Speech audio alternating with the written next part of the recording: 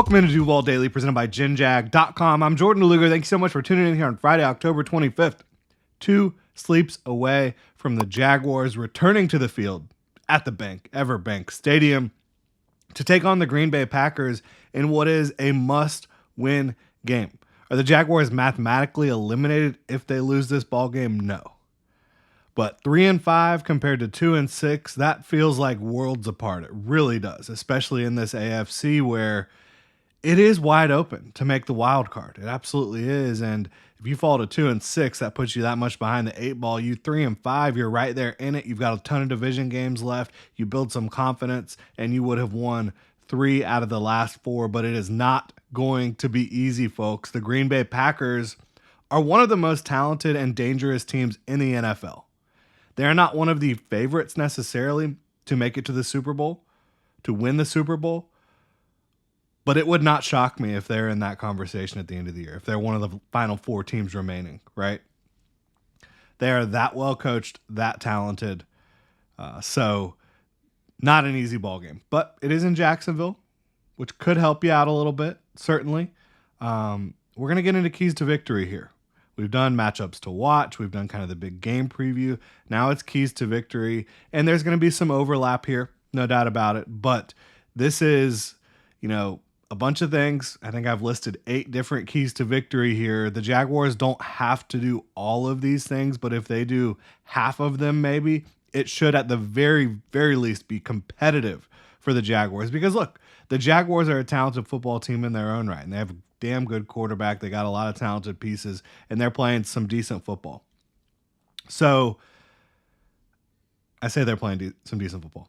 2 out of the last 3 games have been decent, right? So, and there's some areas of the team playing better football. Offensive line, running game, quarterback.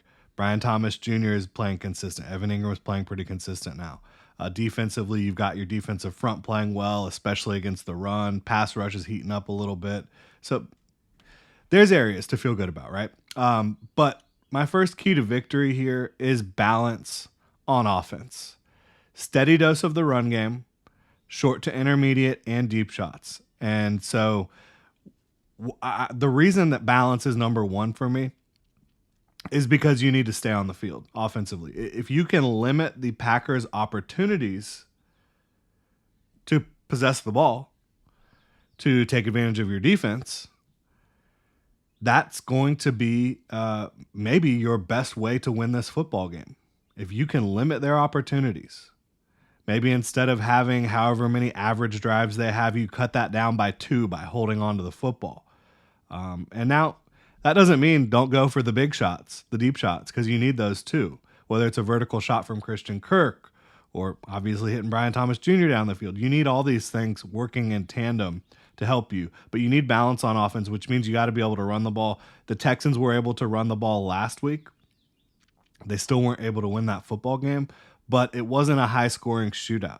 I honestly believe, and I've seen some people say the Jaguars need to win a shootout, and I think when you look at the fact that the Jaguars' defense has struggled keeping good offenses out of the end zone, I can understand why some people might say that. But I honestly think if the Jaguars get into a shootout in this ball game, it's going to be hard to win. Because the Packers' defense forces turnovers at a much higher clip than the Jaguars does, and honestly just has better secondary play than the Jaguars defense does.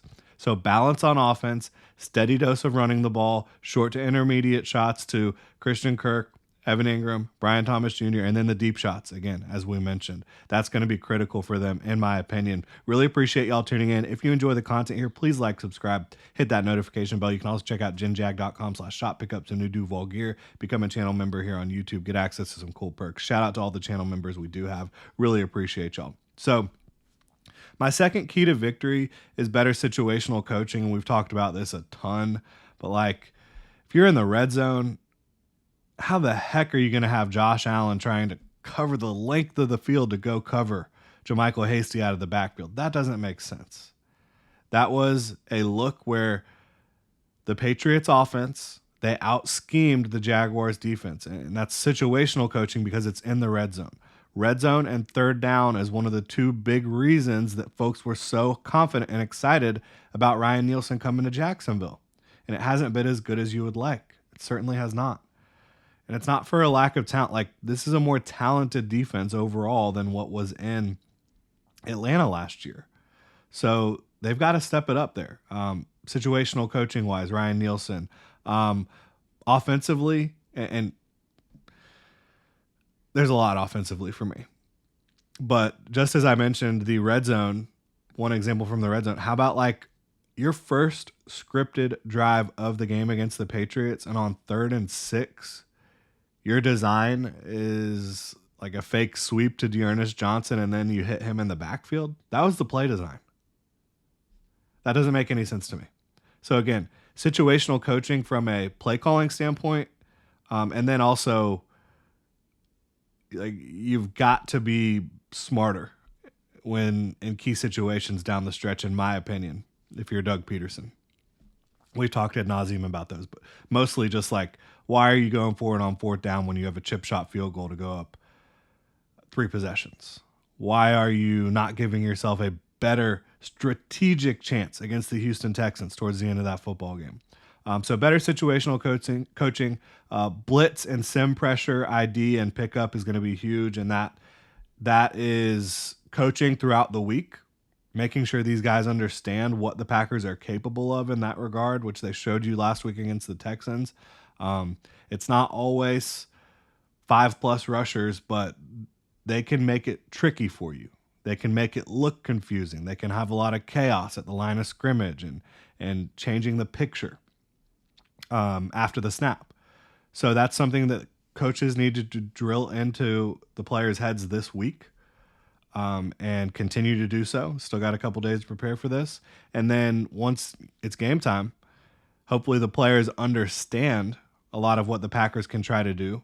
And then Trevor Lawrence, the offensive line, the running backs, tight ends can all be in and have cohesion in what they're seeing and pick it up properly, right? That's going to be critical. And then you can't have one of those days from the receivers where they just drop everything. And we've seen it. Saw it against Chicago. I think that could have been a different ball game had there not been so many drops. And that's been a theme throughout Trevor Lawrence's career, unfortunately, is dropped passes, missed opportunities. So, yeah, cannot have one of those days. If you have one of those days against the Packers, you're just not going to win the game. You're just not. I think that's one of the biggest keys to victory right there, obviously. You have one of those days against anyone, it's going to be hard to win, but especially a team as talented as the Packers. Got to remind you all to check out Underdog Fantasy for Pick'em, Best Ball, and a whole lot more. Use code DuvalDaily on their easy-to-use mobile app or UnderdogFantasy.com. And Underdog will give you a free pick to use on your first cash Pick'em entry, plus up to $1,000 in bonus cash when you deposit. It's currently Boostober, so Underdog is giving out promos nearly every single day. You can go play right now. There are tons of options for Jags Packers, whether you're a optimistic Jaguar fan or a pessimistic Jaguar fan. There's pick'ems for you, right? You want to take a running back like Bigsby or Travis Etienne if he's able to play. Maybe a Josh Jacobs, right? You want to take one of those guys to score. Underdog has vulture protection to rescue your pick'em. That's Underdog Fantasy, promo code DuvalDaily to claim your new customer special of a free pick and your deposit offer of up to $1,000 in bonus cash. Must be 18 plus, 19 plus, Alabama and Nebraska, 19 plus in Colorado for some games, 21 plus Massachusetts and Arizona, and present in a state where Underdog Fantasy operates. Terms apply. Void in Colorado. Concerned with your play? Call 1-800-GAMBLER or visit www.ncpgambling.org. Arizona 1-800-NEXT-STEP. That's 1-800-639-8783 or text NEXT STEP to 53342. New York, call the 24/7 Hope line at 1-8778-HOPE-NY or text HOPE-NY 467-369. Getting into the back half of these keys to victory. Ryan Nielsen, I mentioned it. I think that he needs to be able to coach better situationally. But those guys in the secondary need to keep improving. And I think you saw some improvement last week, even though there was still some big plays given up. Andre Sisco has been playing better the last couple weeks. He's been getting his hands on the football more. He's been more disruptive at the catch point. Keep it up and continue to improve. Continue to ascend towards the player that we've seen when you're at your peak, if you're Andre Sisco. That would be huge against this Packers team because Jordan Love is going to push the ball down the field at times. He absolutely is. If Andre Cisco can make him pay, that would be huge. Tyson Campbell, second game back. He needs to continue to be locked down. He's going to be seeing a lot of Romeo Doubs, maybe Christian Watson if he's able to go and he's fully healthy. Dontavion Wicks, maybe a little bit of Jaden Reed. Jaden Reed primarily aligns in the slot, but whoever he's up against, if he can lock it down, that's going to make it that much easier for everyone else. It's going to make it more difficult for the Packers offense, but Tyson Campbell, he has the ability to play that way. He played that way last week. He needs to continue right where he left off. And then the linebackers, they need to be steady enough. They don't need to be great in coverage, but they need to be steady enough in coverage to not get spammed all day. Because that's an easy way to lose a football game against a good offense, is just not have your linebackers have any ability to, in zone coverages, get to the depth that they need to, read the field properly, and then in man coverage just get ran past. So they've got to be good enough to where they're not giving up massive chunk plays, wide open receivers, right? That's going to be key. Coverage. No duh, right? But for this Jaguars team that has really struggled but has an opportunity here to play a little bit better with some injury health and also Cisco improving, maybe getting some different looks back there, different guys at safety.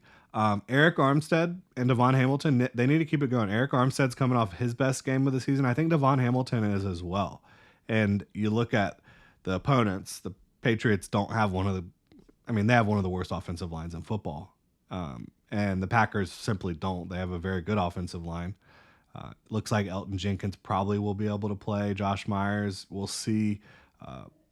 It's going to be a test, but Eric Armstead and Devon Hamilton have the talent to be disruptive against anyone when they're at their best. And so you're going to need them to be able to come in and play good football. Don't let Xavier McKinney beat you. He has helped the Packers win a lot of football games this year. One of the best free agent signings there was of the offseason, and he's just a great safety. He can play free safety, he can play strong safety, he can play cover 2, he can play cover 3, he can play cover 1. It doesn't matter. Xavier McKinney is amazing. He can play in the box. What a great safety. And the Jaguars need to make sure that he does not beat them. He can wreck a game. Picking off passes, tackling. He's just fantastic. Got to know where he is every play. And then finally, feed Brian Thomas Jr. and Tank Bigsby. Brian Thomas Jr., in my opinion, is still not getting targeted enough. And I know you don't want to overwhelm the kid, but I do not think he's being overwhelmed. I think that you need to continue to feed him even more. It's not like he is one of the Jaguars' leading target getters, but I think he should be far and away the leading target getter. He and Evan Ingram right now are the two guys that should be getting targeted the most by far. And so continue that and continue to feed Tank Bigsby.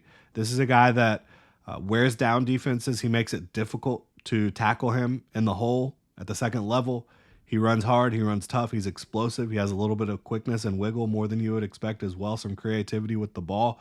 So continue to feed Tank Bigsby, who has been running angry. He's been running strong. And he's been fantastic. Over 6 yards a carry this year. So continue to feed your best players offensively, I think, is a key, obviously. That's going to do it here. Really appreciate y'all tuning in. If you enjoy the content, please like, subscribe, hit that notification bell. You can also check out genjag.com/shop, pick up some new Duval gear, become a channel member here on YouTube. Y'all have a good one.